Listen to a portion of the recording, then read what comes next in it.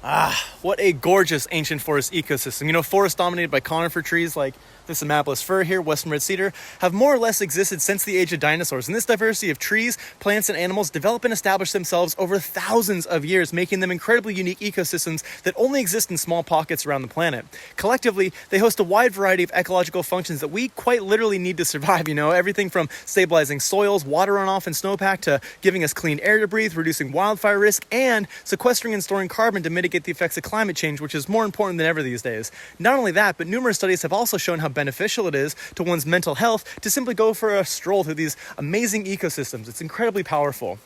Unfortunately, though, many ecosystems like this have been lost as a result of poor forest management practices and development, and it's actually kind of a big deal. I mean, here in BC, less than 1% of all the forests in the province contain big, old-growth trees like this, and estimates go as high as to having lost up to 95% of the native forests across the continent. I mean, that is a huge number. Just over a year ago, a report came out detailing the changes needed in order to protect places like these here in BC, and John Horgan, the BC NDP, got into office running on a platform dedicated to protecting these ecosystems, yet once they got into office, they just continued to allow the remaining old-growth forests to be logged in unsustainable ways despite public outcry from First Nations, scientists, regular old civilians, local communities, and even loggers themselves, leading to what has now become the single largest act of civil disobedience in all of Canadian history, with over 1,000 arrests and counting. All the while, big-name politicians from Justin Trudeau to Jagmeet Singh have all sat by silently as the RCMP continues to violently abuse, pepper spray, and arrest peaceful protesters defending the last of these ancient forest ecosystems against an injunction that allows industry into these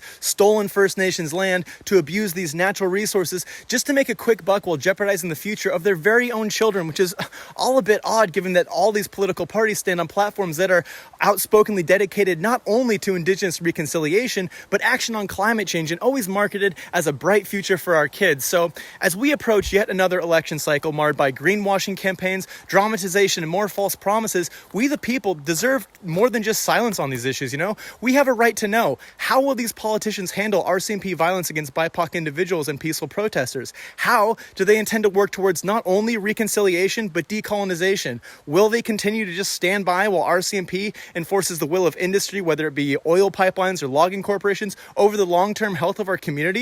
Will they actually keep their promises to stop old-growth logging and create sustainable forestry when that's what over 80% of BC residents are calling for? Further silence on these issues is unacceptable because ecosystems like this and our future that depends on them are worth speaking up for. We need to call on all of these elected officials to actually have integrity and to stand up for what they say they do. We need to demand solid, concrete action on these issues, from climate change to education to jobs and old-growth forests. We need healthy economies without the destruction of these ecological systems so that we can create a world that all of us and all of our children can survive in well into the future.